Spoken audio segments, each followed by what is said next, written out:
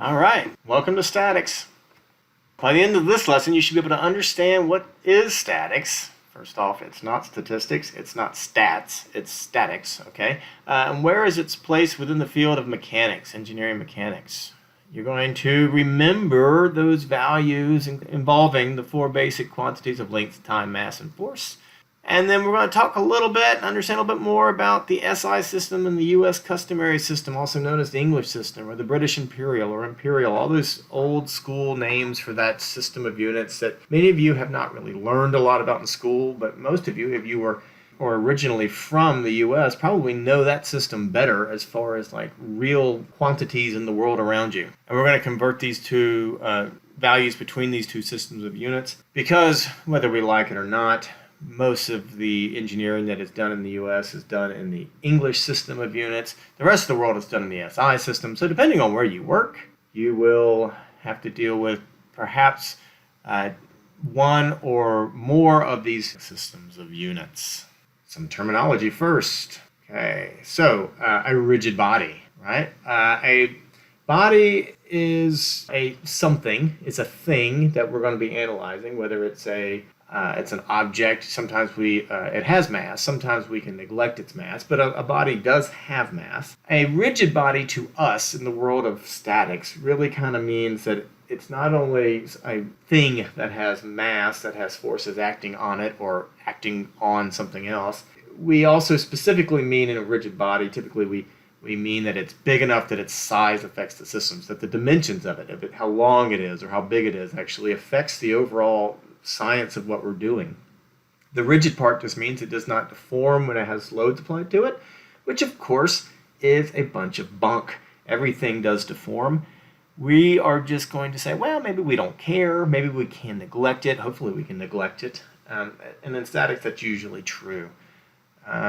We'll get into the deformation of these bodies in future courses, like mechanics and materials. But for now, in statics, we're just going to be assuming they are rigid bodies. A subset of rigid body is a particle. A particle has mass. Its size can be neglected because really it's like a tiny dot. Okay, so whether that dot is 1 angstrom or 3 angstroms, it's still pretty tiny. It can be actually much bigger than 3 angstroms. It can even be 3 inches and still be considered a particle. And in our use of statics here, usually we can consider it a particle when all the forces are concurrent through it. We'll get into that more later. But at first, we're actually going to be dealing with particles before we go into the more general rigid body. More on that soon. But for now, let's keep trudging along. Okay, a force. A force is an action of one body or particle on another body or particle. Those can be contact-based forces like pushes or pulls, tensions, compressions, yada, yada, yada, or proximity-based forces, gravity, electromagnets, etc. Anything that's kind of field-based. Force is a vector, completely characterized by a magnitude, a direction, and a point of application. Vectors are fun, right? They're not like scalars, which just have a magnitude, right? They're kind of annoying. They're kind of cool. I don't know. Most of you probably think they're annoying, but they deal with magnitude, direction, and point of application. All of those things matter. So you can't just add their numbers together. If you have a couple of vectors acting in different directions, and one is 100 pounds and one's 120 pounds, you can't just add them up and say, well, 220 pounds are acting, since they are acting in different directions, right? Yeah, they have the magnitude is only one part of it. They have direction, and those two directions are different in that example I just gave. So we have to deal with that, and that does complicate things quite a bit. And that is unfortunate, I suppose, but then again, that's why we have this entire course called statics, because we're going to be dealing with vectors a lot, force vectors especially. All right, what is mechanics? Because statics is inside of mechanics, right? Mechanics is the study of effects of forces, motion, and mass on bodies. So I have a picture here of a Formula One car with some of the forces that are acting on it, right? I have the downward force of the air on the front wing and on the back wing. I have the weight of the car at the center of mass, maybe the person's weight, or maybe the person's weight is added into this number here. And these are just a few examples of the forces that are acting. The reaction forces, we have these normal forces where the track is actually pushing back up on the wheels, right? that is, maybe there's a lot more. Maybe there's just a few more. I don't know. The more you want to sharpen your pencil, you could find some more forces in here. There's drag on the car driving through the air, and friction on the tires and things of that sort. But this is a good first crack at maybe drawing some of these forces on here. How does statics fit into engineering mechanics? Engineering mechanics, way up here, breaks up into solid mechanics and fluid mechanics. We are all the way down to the bottom left here in statics, which is a subset of rigid bodies in the solid mechanics field. Solid mechanics just meaning the mechanics of solid materials as opposed to fluids. So, like the phases of matter, But as I mentioned before, you can have rigid bodies or deformable bodies. Deformable bodies. And the deformable bodies will be studied in mechanics and materials. Some schools call that actually def bods or strength of materials. Lots of different names for it, but anyway, that's this one. Dynamics and statics are over here under the rigid body side of things. Really, the main difference between statics and dynamics is that nothing's accelerating in statics. In dynamics, things are. So in statics, the sum of forces equals 0, which is a nice simplifying thing. All right. We have 4 fundamental physical quantities or dimensions that we're going to be specifically dealing with in mechanics. We have length, mass, time, and force. And not only that, but Newton, his second law relates them, saying force is equal to mass times acceleration. And as you know, acceleration is length divided by time squared. So it actually now has all 4 of these quantities linked in this expression right here.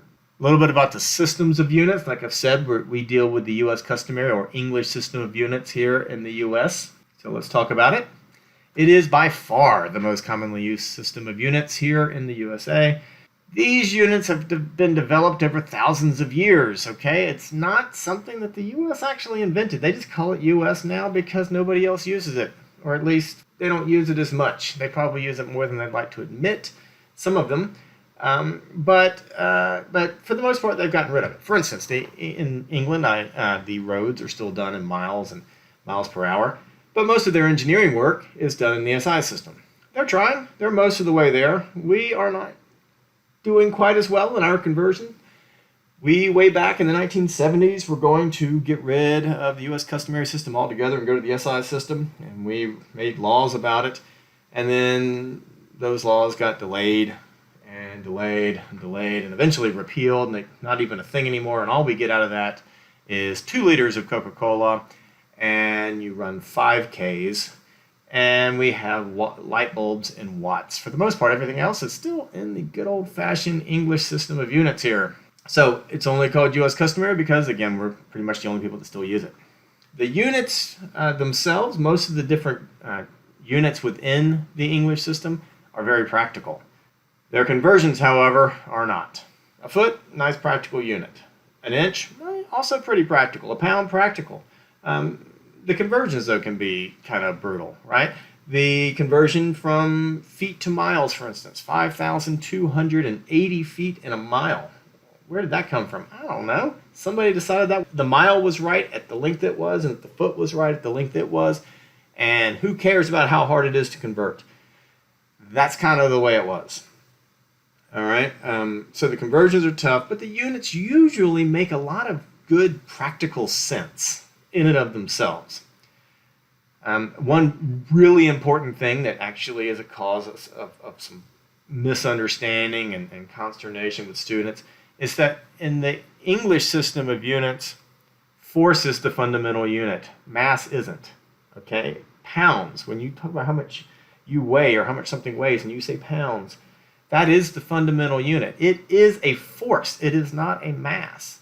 Okay, so you don't multiply it by the effect of gravity to get a weight, because it already is one. They didn't know what mass was way back when. They realized that if you picked something up, it was heavy.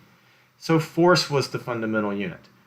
Okay, again, this whole system of units came around before the science really was there to best understand it. So, not everything was necessarily done the way we would have done it had we started all over again.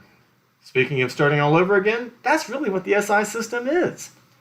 Okay, it's the standard system of units in most other countries in the world, almost all of them. There's only like 3, I think, including us, that don't use it as their official system.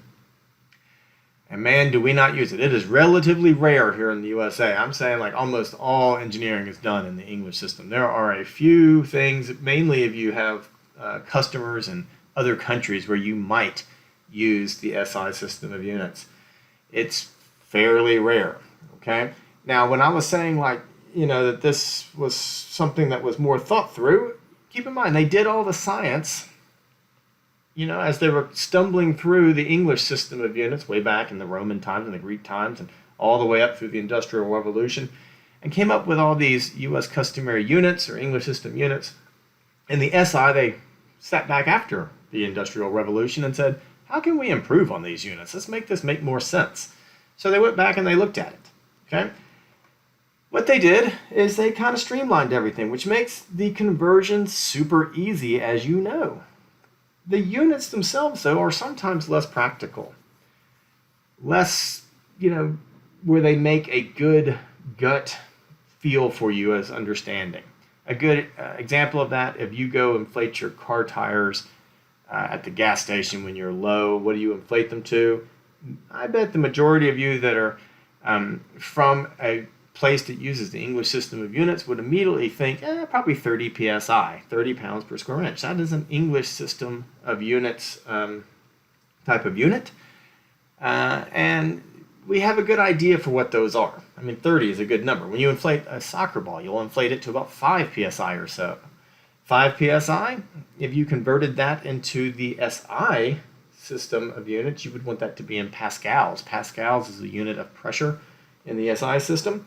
It is equal to a Newton per meter squared. Again, they wanted their conversions to be easy, their definitions to be easy. But if you convert 5 psi into pascals, I don't know what that is offhand. Let me calculate it real quick. That is somewhere along the order of, 5 psi converted into pascals is going to be 34,474 pascals, which is a huge number. And that's what you're inflating a soccer ball to, that you can squeeze. If you squeeze it with your hands, you can depress it. That's not a whole lot of pressure. And so that's 34 kilopascals. They have the prefixes in the SI system to help deal with those huge numbers that they get, both huge and extremely small numbers as well. So kilo, mega, milli, all those prefixes, we'll use those. One final really important thing is obviously mass is the fundamental unit in the SI system, force is not. That's very different in the English system. So if you talk about weight in the SI system, you get on a bathroom scale and you turn it into SI system units, it'll tell you what you weigh in kilograms. Well, kilograms is not a weight at all. Kilograms is actually a mass. And it's because, again, they realize now that mass is the more fundamental quantity. We only have a weight because we're sitting at the Earth's surface. If we go into outer space, we can't even stand on the scale. We won't even be pulled to it.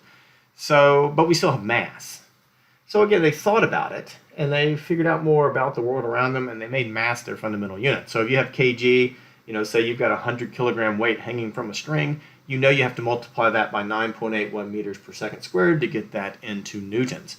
We are going to be dealing with forces in statics, not masses. So if you ever see something in kilograms, get it into newtons right away. Newtons, newtons, newtons. That's what we care about, okay, in statics. If we're in the English system of units and you're in force, guess what? You don't have to multiply that by the effects of gravity because it already has the effects of gravity. So if you're given something in pounds, by golly, don't multiply it by 32.2 feet per second squared, and definitely don't multiply it by 9.81 because I know you know that number. I know that's just very calculator friendly. It's like muscle memory for you to type that into your calculator now. Keep in mind that's 9.81 meters per second squared. That is an SI system number, not a US customary or English system number. Okay? But regardless, pounds are already in force. So these English system problems that we're going to have, if you're given something in pounds, it's already done for you. You don't have to multiply by G. So yay.